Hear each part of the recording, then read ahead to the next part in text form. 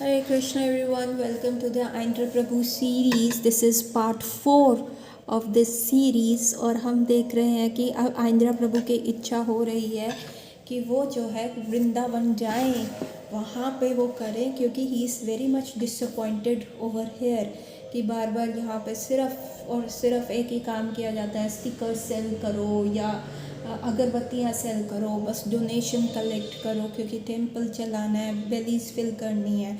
और finally he is over. और जहाँ उनको ये सब कुछ मिला था गणपति स्वामी के यहाँ पे, पर वहाँ पे वो अपने प्राण धन निताय गौर सुंदर को सर्व ही नहीं कर पा रहे थे, तो वो ये उनसे भी सेपरेशन नहीं बेयर करते।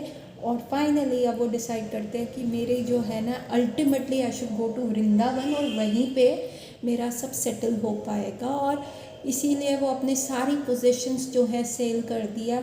जो जो गिफ्ट्स उनके फादर ने भी उनको दिए थे वो भी सारे सेल ऑफ कर दिए। और उनके फादर इस वजह से उनसे बहुत नाराज़ थे कि इनफैक्ट दोनों की इतनी टक्कर हो गई कि लिंक ही टूट गया, रिश्ता ख़त्म हो गया। लेकिन आइंद्रा प्रभु चोज़ कृष्णा अबव एवरीथिंग। और अब उनके भाई ने भी थोड़ा डोनेशन दिया है कि वो इंडिया जा सके, लेकिन अभी उनके पास इतना फंड इकट्ठा नहीं हुआ, तो वो डीसी में वापस आते हैं। और वो न्यूयॉर्क में जब वो टेम्पल 55th वेस्ट स्ट्रीट पे था, वहाँ से वो सोल्ड ऑफ हो गया है और अब वो जो है हेनरी स्ट्रीट टेम्पल पे आ गया है, जो कि जहाँ पे वो पहले थे उसके पास था। और उसके बाद ये मैनहट्टन में टेम्पल शिफ्ट हो गया है, जो कि कुछ ब्लॉक्स दूर है 7th एवेन्यू से। और वहाँ पे जो है राधा गोविंद की पुजारी सर्विस जो है आइंद्रा प्रभु ले लेते हैं। और कुछ महीने 5 महीने वहाँ पे उन्होंने पुजारी सर्विस करी और वहाँ से जितना भी उनको फंड मिला उसको उन्होंने कलेक्ट किया और उन्होंने पहली फ़्लाइट ली इंडिया को। पहले वो कोलकाता पहुँचे और वहाँ से 8 मील जाके मायापुर इस्कॉन गए। वहाँ पे चैतन्य महाप्रभु की बर्थ प्लेस पे गए जहाँ पे संकीर्तन मूवमेंट स्टार्ट हुआ था। और नवद्वीप से फिर उन्होंने एक और कुछ दिन वहाँ रह के नवद्वीप से फिर एक ट्रेन ली मथुरा के लिए और वहाँ से रिक्शे से वो वृंदावन आए। और जब वो रमन रेती आए और उन्होंने प्रॉपर वृंदावन देखा, इस्कॉन का कृष्ण बलराम टेम्पल देखा, और वो अभी इतना अच्छा बना नहीं था। इनफैक्ट रूफ़, गेस्ट हाउस की रूफ़ से आप क्या देखते थे, वहाँ पे सारी घास थी, मैंगोज़ के ग्रूव्स थे, नील गाय का जो झुंड होता था वो वहाँ पे घूमता रहता था। इवन वहाँ पे हिरन जो थे वो आप बड़े आराम से देख सकते थे मैंगो ग्रूव्स में।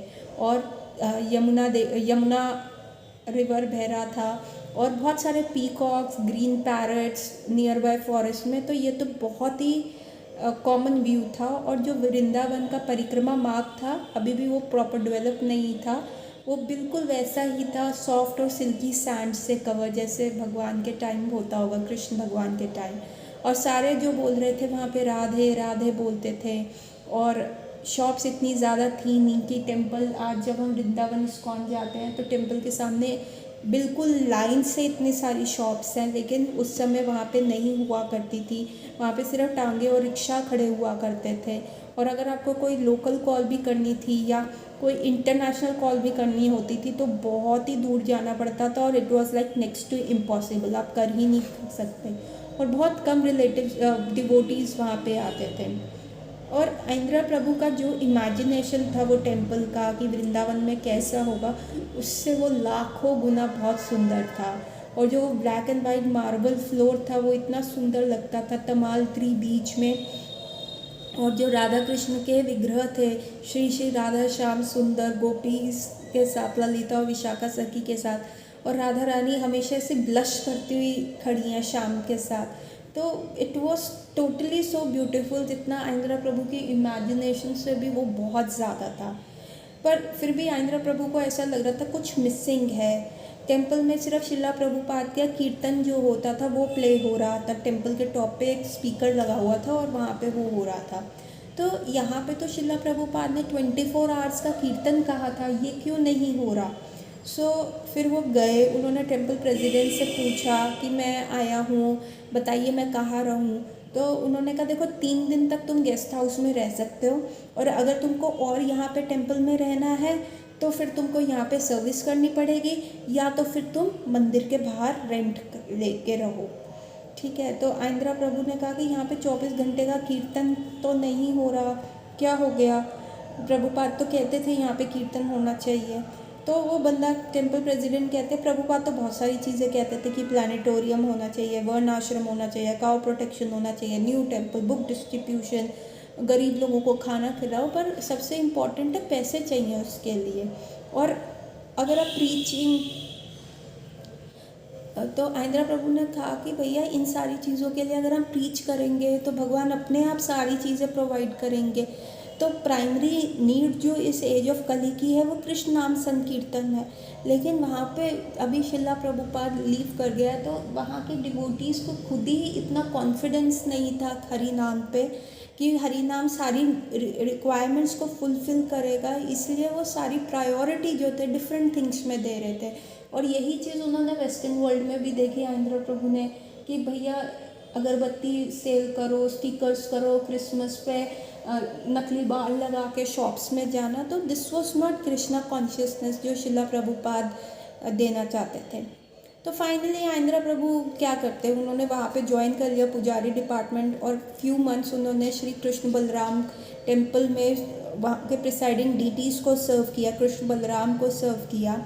और 8-8 घंटे जो उनके पास होते थे वो मृदंग बजाते थे, चैंटिंग करते थे, और 8 घंटे वो कीर्तन करते ही करते थे। और जो लोकल ब्रजवासी वहाँ पे आते थे और जितने भी लोग दूर से डिवोटीज आते थे वो इतना इम्प्रेस हो जाते थे कि कैसे, देखिए ये वेस्टर्न बॉडी पर्सन जो है, अंग्रेज़ जो है यहाँ पे कीर्तन कर रहा है। उन्हीं की श्रद्धा देख के उस टेम्पल को अंग्रेज़ों का मंदिर कहा गया, क्योंकि आइंद्रा प्रभु बिल्कुल बाबा जी वेश में वहाँ बैठ के सिर्फ कीर्तन करते रहते थे, और उन्हीं को देख के वहाँ सब कहते थे ये अंग्रेज़ों का मंदिर है। और वो इतना विग्रस कीर्तन करते थे, और टेम्पल जो बुक डिस्ट्रीब्यूटर्स थे वो कहते थे कि ये जब कीर्तन करते हैं ना तो हमारी बुक्स की सेल जो होती है बहुत ज़्यादा होती है। पहले तो उन्होंने कहा कि भैया ये बहुत लाउड कीर्तन करते हैं, इनको को स्लो डाउन करना है। लेकिन बाद में जब बुक्स का सेल इंक्रीज़ होने लगा, उन्होंने कहा इनको कैरी करने दो। और बहुत सारे लोग आते थे, उनको ज्वाइन करते थे कि हम ये बजा लें, हम ये बजा लें। और रात को भी जब वो अपने रूम में गुरुकुल बिल्डिंग में बैठते थे तो वो वहाँ पे शिला प्रभुपाद की बुक पढ़ रहे थे जिसमें लिखा था प्रीचिंग इज़ अ एसेंस। और प्रीचिंग कब आएगा, जब हमारे में प्योरिटी होएगी, जब हम हरिनाम संकीर्तन करेंगे। तो ये शिला प्रभुपाद के ये सारे वर्ड्स से वो इतने ज़्यादा इंस्पायर थे, लेकिन जो टेम्पल कीर्तन प्रोग्राम था उससे वो बहुत ही ज़्यादा डिसअपॉइंट हो गए थे। तो आइंद्रा प्रभु ने डिसाइड किया कि नहीं, मैं अमेरिका वापस जाऊंगा, और मैं क्या करूंगा, मैं टेम्पल को जो है सड़क के बीच में लाऊंगा। मतलब मैं एक टेम्पल ऑन व्हील्स करूंगा, मैं एक ट्रक खरीदूंगा और उस ट्रक में मैं टेम्पल बना के जगह जगह जाके जो है संकीर्तन करूंगा। जैसे राधा दामोदर बस पार्टी थी ना, उसी का कंसेप्ट लेके मैं प्रॉपर एक टेम्पल को एक जगह लेके जाऊंगा और वहाँ पे प्रॉपर म्यूज़िक करूँगा, ताकि हरि नाम भी होए और मैं वहाँ पे बुक्स का वितरण भी कर सकूँ। तो और मैं पूरा एक साइड शो, बिल्कुल एक जैसे होता है ना, क्योंकि आइंद्रा प्रभु को आदत थी कि जब वो अपने कार्मिक डेज में थे तो वो डिफरेंट कार्निवल्स में जाके लोगों को अट्रैक्ट करते थे, म्यूज़िक बजा के करते थे। तो उनको पता था कि ये साइड शो कैसे करे जा रहे हैं, तो उन्होंने कहा कि हाँ अब मैं ये करूँगा। तो ये वाला विचार करके उन्होंने सोचा कि नहीं, अब मुझे जो है यूएस वापस आना है। और 1981 की स्प्रिंग में वो वापस आए, अपने गौर निताई के पास आए। अपने मतलब वो अब उनके गौर निताई तो उनके साथ ट्रैवल कर रहे थे, पर उनको ये था कि जो टेम्पल खुलेगा उसके प्रिसाइडिंग डीटीज़ कौन होंगे, मेरे गौर निताई होंगे। और जब वो न्यूयॉर्क प्रेसिडेंट से मिले, तोसन कृष्णदास से, उन्होंने कहा कि मेरे को स्ट्रीट हरिनाम करने दो। तो तोसन कृष्ण प्रभु ने पूछा कि तुम्हें कितना, आप कैसे करोगे वो। तो तब आइंद्रा प्रभु ने कहा कि देखिए मैं ना पब्लिक लाइब्रेरी 5th एवेन्यू पे जाके ना एक real sound system, flag, banners और बिग पेंटिंग्स वहाँ पे लगाऊंगा, और वहाँ पे मैं जो है अपना ट्रक लेके जाऊंगा और ऐसे मैं करूँगा। तो तोशन कृष्ण ऑल्दो उस समय ये टेम्पल प्रेसिडेंट चेंज हो चुके थे और तोशन कृष्ण जो थे बड़े सपोर्टिव थे आंध्रा प्रभु के इस प्लान के, क्योंकि वो देख सकते थे कि वो कितने जीलस हैं, वो कितने ज़्यादा उत्साहित हैं ये करने के लिए। लेकिन उस समय उनके पास भी फंड्स की कमी थी, तो उन्होंने उनको बढ़ावा तो दिया, लेकिन कहा कि अभी तुम उस प्लान को थोड़े टाइम के लिए रोको और फंड्स इकट्ठे करो, मैं तुम्हारे साथ दूंगा। और तब तक जो है आंध्रा प्रभु ने वहाँ पे पुजारी सर्विस ले ली, और जब भी उनका पुजारी सर्विस ख़त्म हो जाता था तो वो जो उनका अपने एक अपना क्या कहते हैं कारपेट लेते थे और अपना जो गौर निताई का ऑल्टर होता था वो, और साथ में एक मृदंग लेके शोल्डर पे वो सड़कों पे निकल जाते थे और वहाँ पे वो बहुत ज़्यादा चैंट करते थे। कई बार उनको रसतल दास प्रभु हेल्प करते थे, कुर्मा रूप दास आते थे, वो उनकी हेल्प करते थे। ठीक है, बहुत सारे वो पोर्टेबल्स उन्होंने माइक्रोफोन स्टैंड्स वगैरह ये सारी चीज़ें इकट्ठी करनी शुरू करी, जो भी उनको फंड्स मिलते थे बुक्स और मैगजीन सेल करके। वो अपना कारपेट जो है रॉक फ्लावर प्लाजा या टाइम स्क्वेयर्स पे या ब्रेंट पार्क जैसी जगहों पे जाके बिछा देते थे और वहाँ पे वो मृदंग अपनी लैप में रख के चांट करते थे। सुबह सुबह वो अपनी ड्यूटी सर्विस कर लेते थे और उसके बाद जाके ये चांटिंग करते थे, हरिनाम संकीर्तन करते थे सड़कों पे, और फिर वापस आके अपनी जो ड्यूटी सर्विसेज थी वो करते थे। और जनरली ये लुकआउट पे रहते थे कहीं पुलिस ना आ जाए, क्योंकि आप वहाँ पे इतनी तेज़ एम्पलीफाइड जो वॉइस है वहाँ पे सड़कों पे विदाउट परमिट नहीं कर सकते थे। तो फिर तोशन कृष्ण जो वहाँ के प्रेसिडेंट थे न्यूयॉर्क के, उन्होंने उनको सिखाया कि कैसे राइट परमिट्स लेना चाहिए, कैसे पुलिस वालों के साथ जो है आपने पंगा नहीं लेना। तो आंध्रा प्रभु भी पुलिस स्टेशन जाते थे, $20 का परमिट लेते थे और फिर वो करते रहते थे। आंध्रा प्रभु कभी भी डिसअपॉइंट नहीं होते थे, वो बहुत टफ करेक्टर वाले थे, इतनी स्ट्रॉन्ग पर्सनालिटी थे और बिल्कुल शास्त्र के हिसाब से चलते थे। वो हर स्क्रूटनाइजिंगली हर डिवोटी की क्लास में क्वेश्चंस भी पॉइंट करते थे कि प्रभु अगर आप ये बात बोल रहे हैं आप प्लीज़ शास्त्रिक प्रमाण दे के बोलिए, प्लीज़ आप ऐसी बात अगर आप पूरी क्लास में दे रहे हैं तो इसके शास्त्रिक प्रमाण दीजिए। तो बहुत सारे स्पीकर्स जो है ना आंध्रा प्रभु के सामने बोलने से बड़े अनॉय हो जाते थे कि नहीं नहीं ये क्या मतलब है, हम अपनी रियलाइजेशंस बोल रहे हैं तो शास्त्रिक प्रमाण क्या। लेकिन आंध्रा प्रभु वॉज वेरी पक्का इन दैट कि जब तक शास्त्र में ये नहीं लिखा तो हमें उस चीज़ को एक्सेप्ट नहीं करना चाहिए।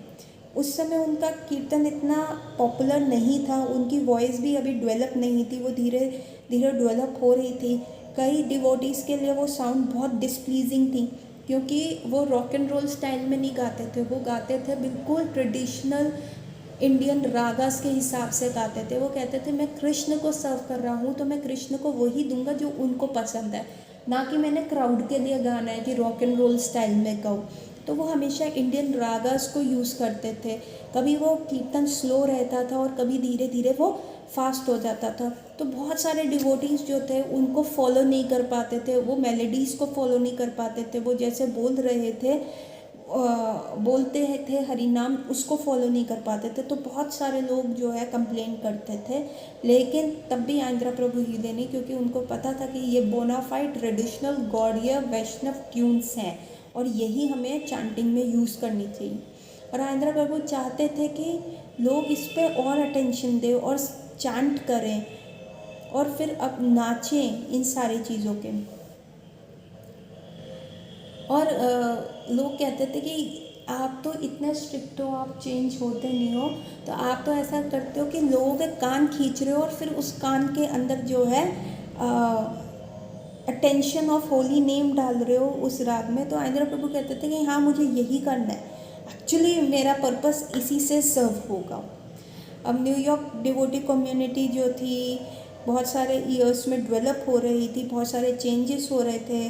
तोशन कृष्ण महाराज को फ्रांस का प्रेसिडेंट हटा के उनको वृंदावन भेज दिया गया था और भावानंद स्वामी और रामेश्वरन स्वामी जो थे रीअपॉइंट हुए थे गवर्निंग बॉडी न्यूयॉर्क के लिए। और अगेन राधा गोविंद का टेम्पल जो था फिर सेल ऑफ हो गया था और फिर राधा गोविंद जी जो है ब्रुकलिन आ गए थे। और जो उनका ओरिजिनल होम था हेनरी स्ट्रीट, जहाँ पे वो सबसे पहले आए थे जयपुर से, वो पास में ही था। और आइंद्रा अगेन अपना जो था स्ट्रीट संकीर्तन करते रह रहे थे, गेस्ट आते जा रहे थे टेम्पल पे।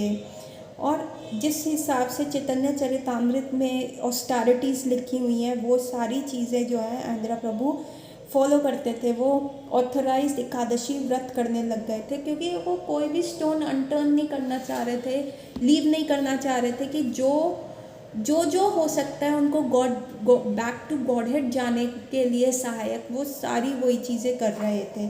ठीक है, उनको पता था कि हमारे को अपनी सेंस कंट्रोल करनी है। ये एकादशी व्रत, चतुर्मास्या व्रत अगर रखूँगा तो मेरे लस्ट कंट्रोल में रहेगा, और लस्ट ही है जो प्रोमिनेंट है, जो कि एक सबसे बड़ा रोड़ा है प्रेम को, कृष्ण प्रेम को पाने में। ठीक है, जैसे कि वो कहते हैं एक प्रोस्टिट्यूट है जिसको हरिदास ठाकुर ने कन्वर्ट कर दिया था। तो जब वो उनकी कुटीर में आई थी कि मैं हरि नाम लेना चाहती हूँ, तो हरिदास ठाकुर ने उनको कहा था कि पहले तुम अपना सारा सामान जाके विलेजर्स में दे दो, गांव वालों में दे दो, और उसके बाद तुम आके यहाँ तुलसी महारानी के सामने हरि नाम जप करना, 3 लाख नाम रोज के जप करना, तभी मैं तुमको दीक्षा दूंगा। तो जब तक उस प्रोस्टिट्यूट ने अपना सारा सामान नहीं छोड़ा था, जब तक अपनी सारी बिलोंगिंग्स नहीं छोड़ी थी, तब तक उसको हरिनाम में आगे दीक्षा मिली ही नहीं थी, तब तक वो आगे बढ़ ही नहीं पा रही थी। तो इसीलिए आइंद्रा प्रभु भी कहते थे कि हमें अपनी सारी मटेरियल अटैचमेंट्स हैं वो छोड़नी पड़ेंगी, हमें एक बर्ड की तरह कम कम खाना पड़ेगा, कि हम अपनी सेंसेस को इतना वीक बना लें कि वो आगे अपना फन ही ना उठाए। तो दिस इज़ अ वे जिससे हम अपनी सेंसेस को कंट्रोल कर पाएंगे, और इसी से जो है कृष्ण प्रेम जो है वो मैनिफेस्ट होगा।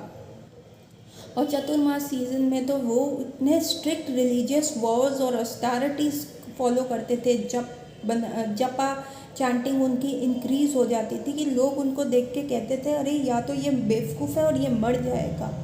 42 ऑस्टेरिटीज़ ऑब्जर्व करते थे, जैसे शिला प्रभुपाद ने चैतन्य चरितामृत में लिखा था, सारी वो 42 जो ऑस्टेरिटीज़ हैं वो फॉलो करते थे। और शिला प्रभुपाद ने कहा था चाहे कोई गृहस्थ हो चाहे सन्यासी, उसको ये फॉलो करना चाहिए। This is obligatory for all ashrams.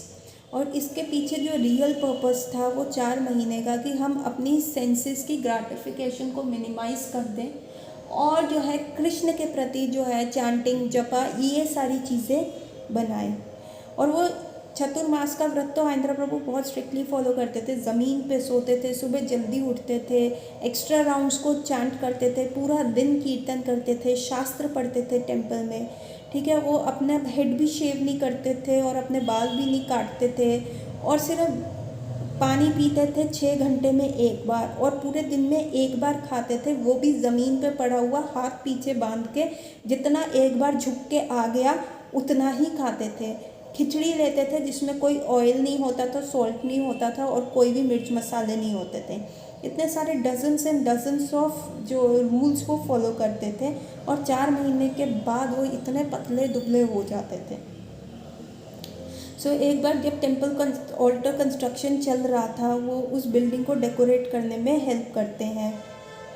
वहाँ पे आइंद्रा प्रभु देखते हैं कि एक स्टेयर्स के नीचे थोड़ी सी जगह है जहाँ पे वो रह सकते हैं, और यहीं से क्या होगा, उनको जो उनके राधा गोविंद के ड्यूटीज़ हैं वो बहुत नज़दीक पड़ेंगे, तभी वो जल्दी से उनकी सर्विस कर पाएंगे, मतलब वो समय बचाएंगे। लेकिन रंभर प्रभु ने कहा कि प्रभु यहाँ पे तो कोई रह नहीं सकता, ये तो पूरा मेस है। तो आइंद्रा प्रभु ने कहा नहीं, मैं इसको क्लियर कर दूँगा, मैं फिक्स कर दूँगा। ठीक है, और फिर उन्होंने उस जगह का सारा जो मेस था वो क्लियर किया, फ्लोर्स को चमकाया, वहाँ पे ब्राउनिश सेफ्रन पेंट किया, और कहते हैं कि साइकोलॉजिस्ट कहते हैं ये वाला जो कलर है ना ये बहुत रिलैक्सिंग है। और अपना प्रॉपर वो रूम उन्होंने सेट किया, एक बेड डाल दिया, ड्रेसर डाल दिया। तो आइंद्रा प्रभु जो थे वो ब्रह्मचारी आश्रम में रहते थे, लेकिन उनको ज़्यादा जो था ना सेक्लूडेड एरिया चाहिए था, कि ताकि वो अपना भजन कर पाएँ। उनको वो अपने भजन एरिया के लिए एक ऐसी जगह चाहिए थी कि जहाँ उनको ज़्यादा डिस्टर्ब ना किया जाए। लोग चाहते हैं कि वो रहें बहुत सारे लोगों के बीच में, और यहाँ आइंद्रा प्रभु कह रहे थे कि ब्रह्मचारी आश्रम से भी ज़्यादा ना मुझे और सेक्लूडेड जगह चाहिए। और फाइनली वो टेम्पल की बेसमेंट देखते हैं जो कि बहुत डार्क होती है और वेंटिलेशन तो ज़ीरो होती है, और वो जब बारिश होती थी लीक भी होता था, पर वहाँ पे कोई आता जाता नहीं था, तो उन्होंने उस एरिया को फर्निश कर लिया। जो राधा गोविंद का एरिया था जहाँ पे वो टेम्पल्स के जो स्टेयर्स के नीचे का एरिया था, वो उन्होंने इसलिए क्लियर किया कि वो राधा गोविंद की सर्विस में कभी भी डिले ना हो, और यहाँ पे जो टेम्पल बेसमेंट एरिया उन्होंने इसलिए क्लीन कर दिया ताकि वहाँ पे उनको अपना भजन जो है कर सकें, इररिस्पेक्टिव ऑफ द फैक्ट कि वो एक रहने लायक एरिया नहीं था। अपना एक थिन मैट और बेड लेके वो वहाँ पे गए, और बस वही उनका जो था एरिया था, और वहाँ पे सिर्फ यही उनकी अपनी पर्सनल बिलोंगिंग्स थी। बाकी वहाँ पे इंस्ट्रूमेंट्स थे, म्यूज़िकल इक्विपमेंट्स थे, ठीक है, और बस और कुछ टेप रिकॉर्ड्स थी, बस यही उनकी जो थे बिलोंगिंग्स जो वो वहाँ पे लेके गए। और वहाँ पे वो कीर्तन करते थे। कीर्तन तो उनका लाइक उनका जिसको कहते हैं ना, ही वॉज बिल्ट ऑन कीर्तन। तो आइंद्रा प्रभु जो है डाइनिंग हॉल में जहाँ पे डिवोटी प्रसादम भी खा रहे होते थे, वहाँ पे भी जाके कीर्तन करते थे। जैसे ही वो अपने डीटीज़ को शयन आरती करवा के उनको सुला देते थे, उसके बाद वो डाइनिंग हॉल में जहाँ डिवोटीज़ डिनर कर रहे होते थे वहाँ आके कीर्तन करते थे। और धीरे धीरे आइंद्रा प्रभु जो थे हारमोनियम पे भी बहुत अच्छे होते जा रहे थे। और ऐसा व्यासकी प्रभु ने कहा, जो कि खुद ही एक बहुत रिनॉन्ड कीर्तनिया हैं इस्कॉन के।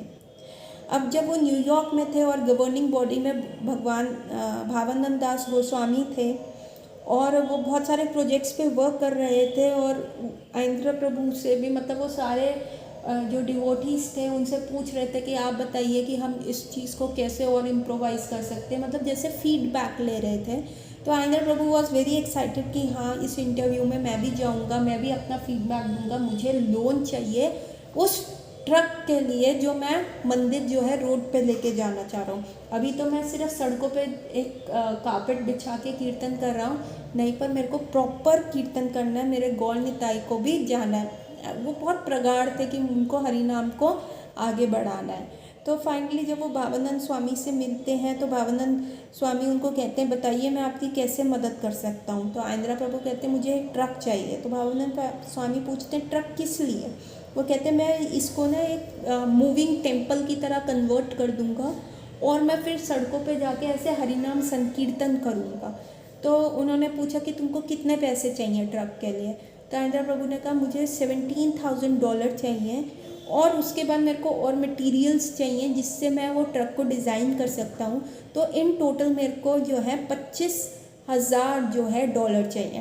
तो भावानंद स्वामी ज़ोर ज़ोर से हंसने लग गए। वो कहते हैं भैया तुम बहुत एम्बिशन हो, मैं तुमको इतना मनी नहीं दे सकता, लेकिन मैं तुम्हारे को ट्रक खरीद के दे सकता हूँ, डाउन पेमेंट कर सकता हूँ ट्रक की। बाकी तुमको जो है कमिट करना होगा कि $800 हर महीने तुम मुझे ये तुम्हारे ऊपर लोन होगा, और तुम $800 मुझे हर महीने दोगे, और बाकी मैं नहीं दे सकता, सिर्फ ट्रक के 17,000 दे सकता हूँ, जो ऊपर के इंस्ट्रूमेंट वगैरह का है वो तुम खुद देखो। तो आइंद्रा प्रभु वॉज वेरी एक्साइटेड। उन्होंने कहा ठीक है, डन डील, मैं आपको $800 महीना जो है लोन चुकाता रहूँगा, पर आप मेरे को ट्रक ले लो। और फिर आइंद्रा प्रभु को जैसे ही वहाँ से ग्रीन लाइट मिल गई, तो यहाँ पे वो डिसाइड करने लग गए कि उनको आगे कैसे बढ़ना है, वो ट्रैवलिंग टेम्पल कैसे बनाएंगे। उन्होंने ऐसा डैलस टेम्पल में देखा था, न्यू वृंदावन में देखा था, उनको वैसा ही चाहिए था कि उसकी बिल्कुल टेम्पल वाला फील आए, उसकी आर्चेस हो, उसका डोम हो ऊपर, और वैसे ही कपड़े यूज़ हों जैसे सेंट फ्रांसिस्को की रथ यात्रा में यूज़ हुए थे। इसलिए आइंद्रा प्रभु ने कहा कि भई अब मेरे को जो ये म्यूज़िकल इंस्ट्रूमेंट्स और क्लोथ चाहिए, मेरे को इंडिया जाना पड़ेगा, मृदंग, हारमोनियम और वो कारपेट्स और क्लोथ्स खरीदने। और फिर 1983 में आइंद्रा प्रभु ने ट्रिप प्लान करी। वो जगन्नाथपुरी गए, वहाँ जगन्नाथपुरी गए और भुवनेश्वर गए, और वहाँ पे वो गौर गोविंद स्वामी महाराज के यहाँ रुके, जो कृष्णा कॉन्शियस सेंटर शुरू कर रहे थे जंगल में, भुवनेश्वर के बाहर।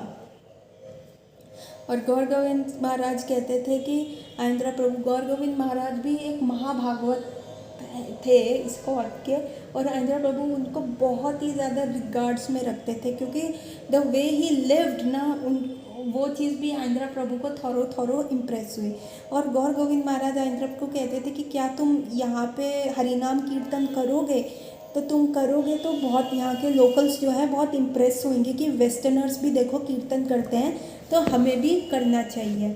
तो पीपली में जो था भुवनेश्वर में, वहाँ पे उन्होंने बहुत सारे क्लोथ्स, कैनोपीज़, अम्ब्रेलाज ये सब वहाँ पे बाय की। अब उन्होंने इतना सारा सामान तो इकट्ठा कर लिया, लेकिन अब उनको वो चीज़ लेके जाना अमेरिका, तो उनको लगा कि मेरा तो बहुत ज़्यादा कस्टम ड्यूटी लग जाएगी, मैं क्या करूँ। कुदरती दिल्ली में वो एक बंगाली मैन से मिले, और जो कि इस्कॉन का बहुत बड़ा डोनर था और हाई रैंकिंग कस्टम ऑफिसर था।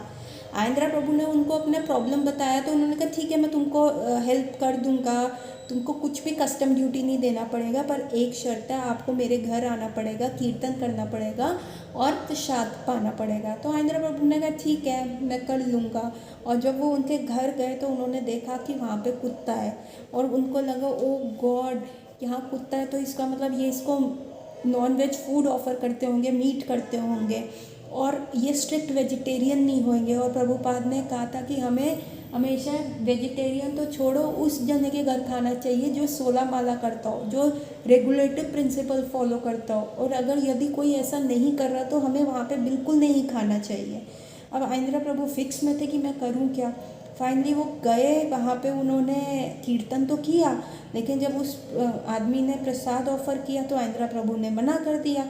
अब वो आदमी बड़ा अपसेट हो गया, उसने कहा कि देखो, हमारे घर यदि कोई साधु आए और हम अगर उसको प्रसाद ना पवा पाए तो हमारे लिए तो वो एक कर्ज के समान है, तो प्लीज़ आप प्रसादम एक्सेप्ट करें। तो आंध्रा प्रभु को पता था कि इंडियन कल्चर में साधु का सत्कार कितना इम्पोर्टेंट है, और साधु बिना खाए चला जाए तो दिक्कत होती है। तो उन्होंने कहा कि ठीक है, मैं फ्रूट्स खाऊंगा।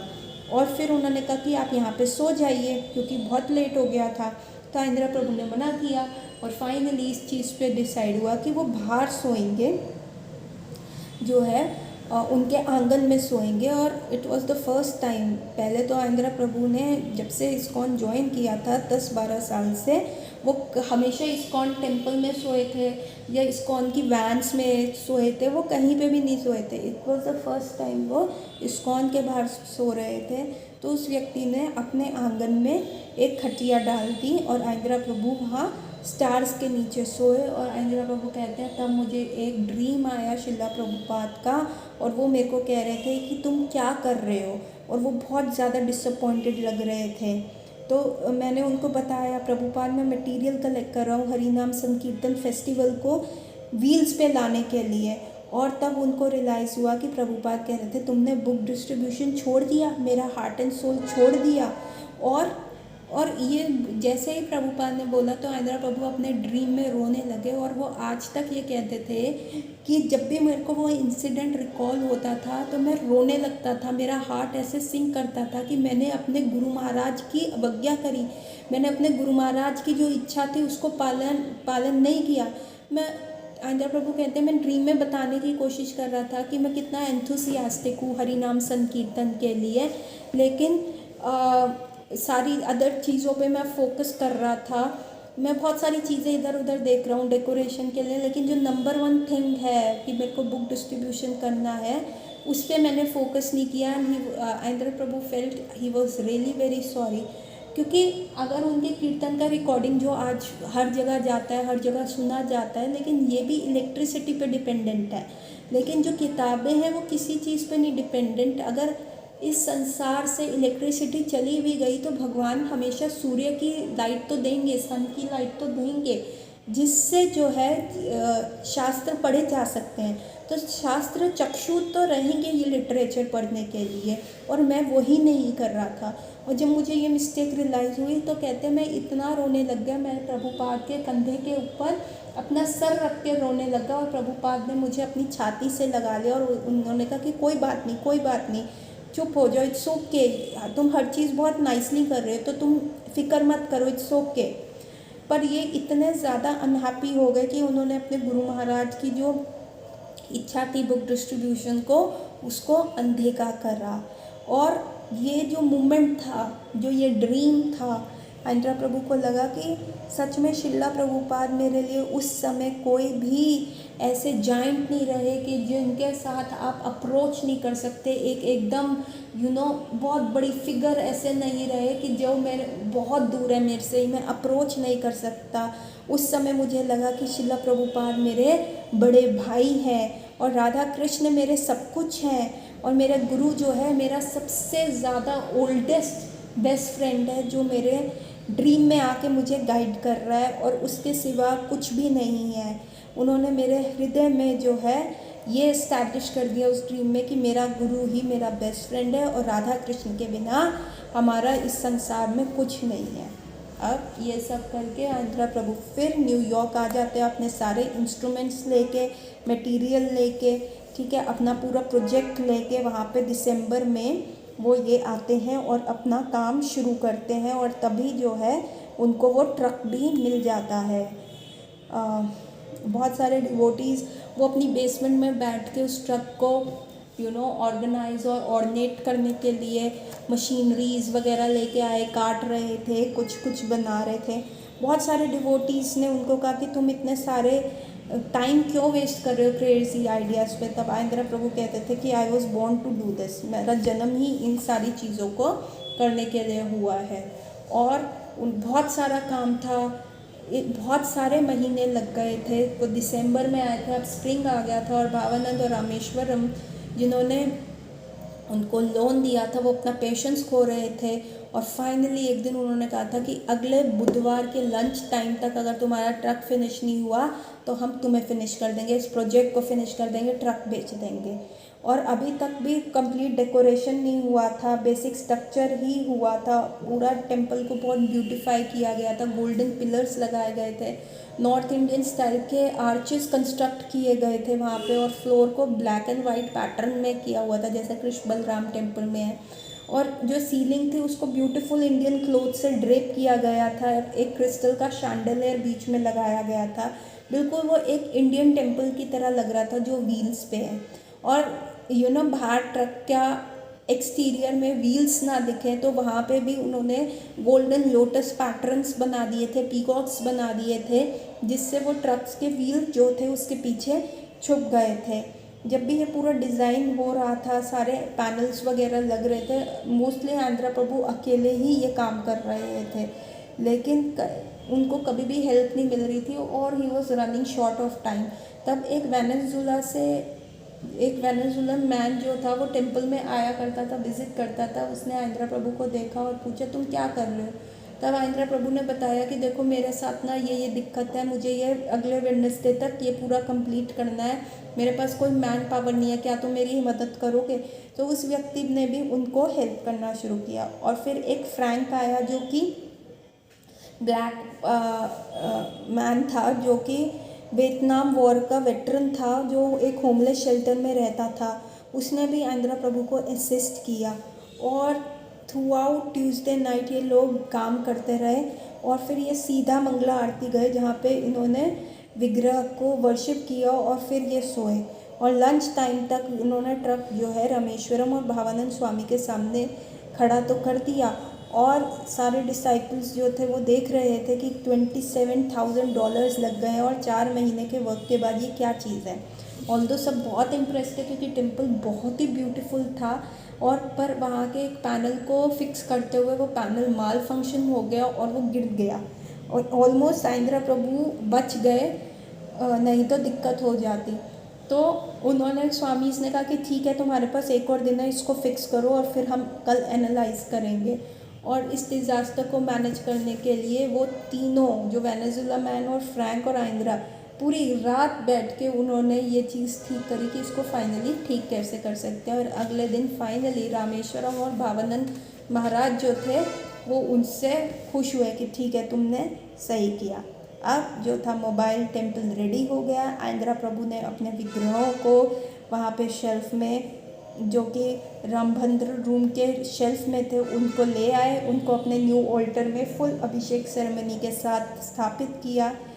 इनफैक्ट रामा राय कहते हैं कि Andhra was like married to his truck, और अकेले ही वो जाते थे, बहुत सारे डिवोटीज पार्टिसिपेट ही नहीं करते थे, कुछ डिवोटीज आ जाते थे, जब उनके पास कुछ भी नहीं होता था तो वो उनके साथ हरि नाम के लिए चले जाते थे। Otherwise आइंद्रा Prabhu was a loan soldier, ठीक है। हर दिन वो जाते थे और 8 घंटे, चाहे वो बारिश हो, चाहे वो धूप हो, चाहे कोई आए या चाहे कोई नहीं आए, आइंद्रा प्रभु केयर नहीं करते थे और 8 घंटे वो हर जगह जाके हरि नाम कीर्तन करते थे।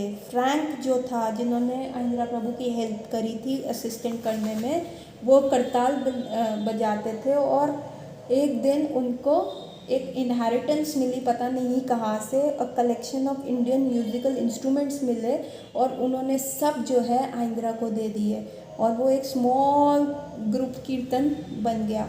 और वेनेजुला मैन जो भी उनकी हेल्प कर रहा था वो भी उनको वो भी स्टिक रहा और एक दिन उनका नाम जो है इनिशिएट होके सुबला दास पड़ गया और ये सब जो है म्यूज़िक करने लगे। सुबला दास कहते हैं कि मैं जो था लैटिन बास गिटार बजाता था और आइंद्रा प्रभु कहते थे कि मैं भी बजाता था और फिर दोनों बहुत अच्छे फ्रेंड्स बन गए।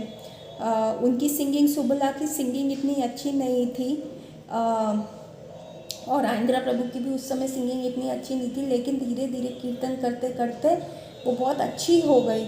लेकिन जो इंटेंसिटी उनमें, जो प्रगाढ़ फेथ उनका हरिनाम में था, वो उनका उस समय भी था। वो अपने आप को पूर्ण तरह हरिनाम में एब्जॉर्ब कर लेते थे। उनका हेड जो था वो साइड बाय साइड जाता था और धीरे धीरे उनकी वॉइस जो है, मेलोडी जो थी वो रिफाइंड होती गई। वो उनका एक ही स्टाइल था, वो हारमोनियम के पीछे बैठ जाते थे और अपने आप को पूरी तरह एब्जॉर्ब कर लेते। चैंटिंग में उनका सर जो है साइड टू साइड शेक करता था और वो रोते थे, जैसे बहुत ज़ोर से प्रगाढ़ उससे हरिनाम लेते थे कि जैसे उनकी जो जीवन है सिर्फ उसी पर डिपेंडेंट है, ठीक है। और सुबला भी जो है लैटिन बास टेक्निक प्ले करने लगते थे, पर आइंद्रा के साथ उनकी लड़ाई हो जाती थी। आइंद्रा कहते थे ये तुम क्या कर रहे हो, तुम ये कैसे कर रहे हो। तो सुबला उनको कहते थे देखो तुमको ऐसे मेरे से बात करने की ज़रूरत नहीं है, और वो कई बार खड़े होकर जाने लगते थे। तब आइंद्रा प्रभु उनको सेटल करते थे, बिठाते थे और कहते थे देखो हमारे पास कॉमन गोल है, हमें कृष्णा कॉन्शियसनेस बुलाना है। और वो धीरे धीरे उनको सिखाने लगे कि ऐसे बजाओ, इस मेलोडी को ऐसे बजाओ। अब इनका जो क्रू था वो 5 रेगुलर मेंबर्स का हो गया था। सुबला था, फ्रैंक था और फिर एक कॉन्ते थे मृदंग पे और एक कार्लोस थे जो टेम्पल गेस्ट थे ब्राज़ील से, वो करताल बजाते थे।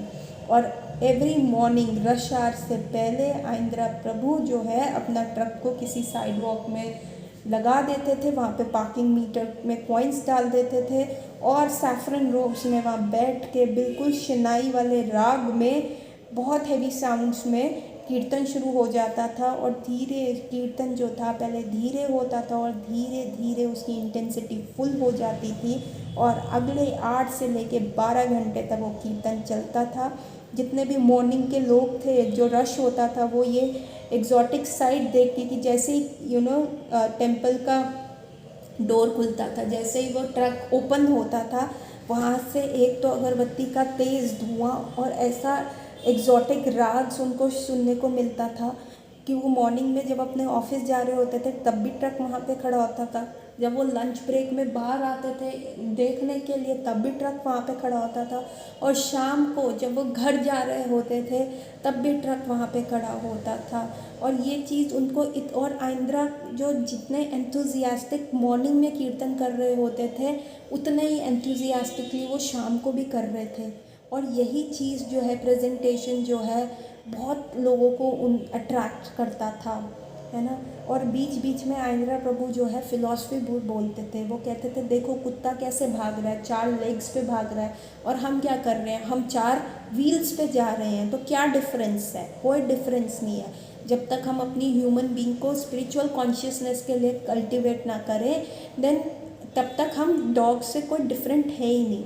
और वो प्रसादम दे देते थे, कुछ जो उन्होंने मॉर्निंग में अपने गौर निताई को ऑफ़र किया होता था, कुछ फ्रूट्स हो गए, नट्स हो गए, इवन संडे का फीस्ट का प्रसादम लेफ्ट ओवर होता था तो वो भर भर के प्लेट्स दे देते थे।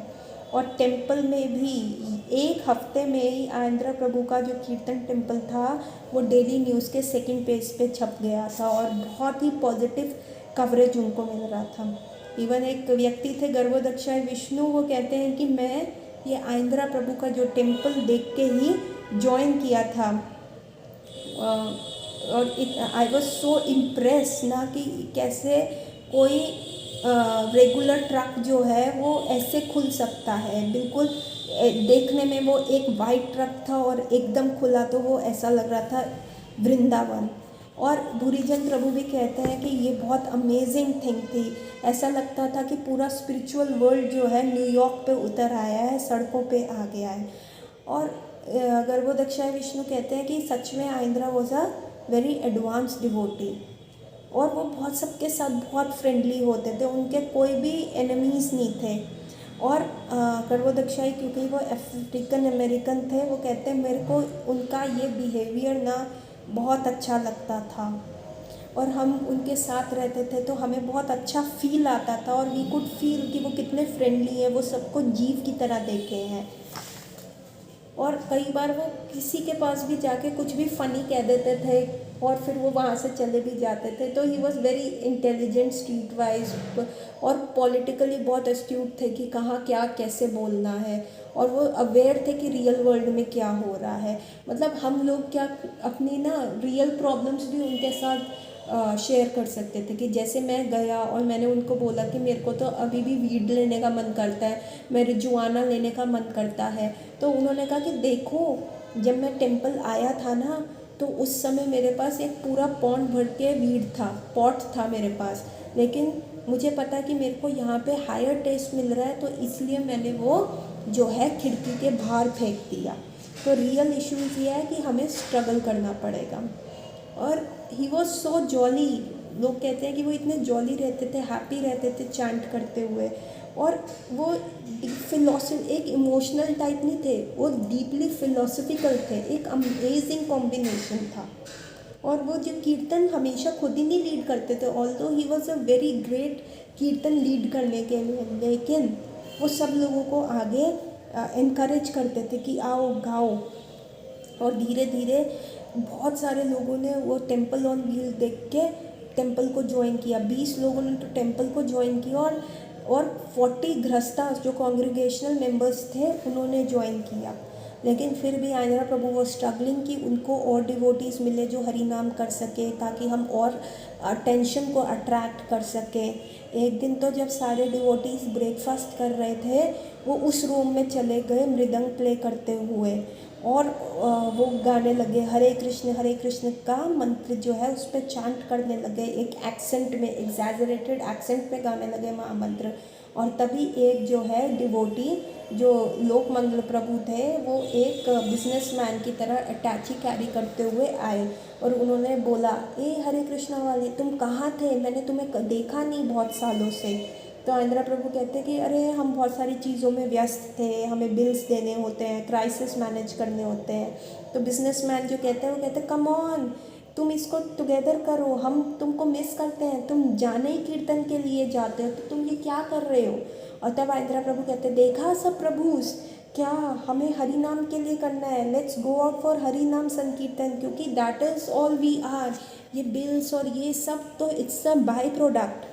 और जब कुछ डिवोटीज़ उस दिन तो बहुत प्रोत्साहित हुए और उन्होंने हरिनाम संकीर्तन ज्वाइन किया, लेकिन वो सिर्फ 2-3 दिनों की ही बात थी, और फिर आइंद्रा प्रभु अकेले रह गए।